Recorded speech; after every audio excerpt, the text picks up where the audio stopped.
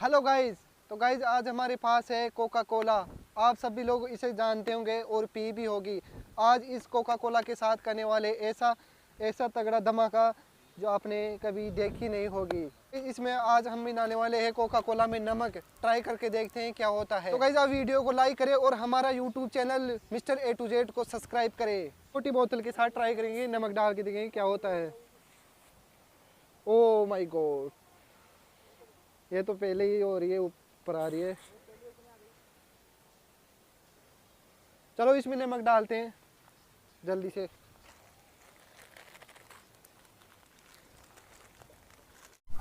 आप इसे घर पर करने की कोशिश न करें, हमारे तो खून में ही जहर है।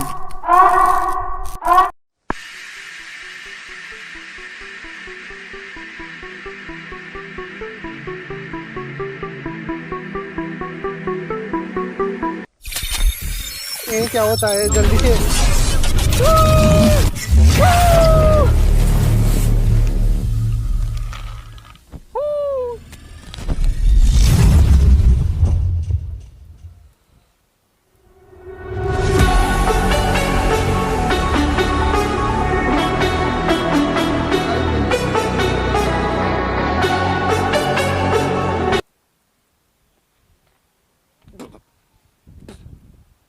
टेस्ट बिगड़ गया इसका।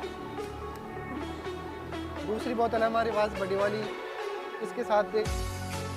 तो गाइस अब है हमारे पास बड़ी वाली बोतल, इसमें नमक डाल के देखते हैं क्या होता है जल्दी से।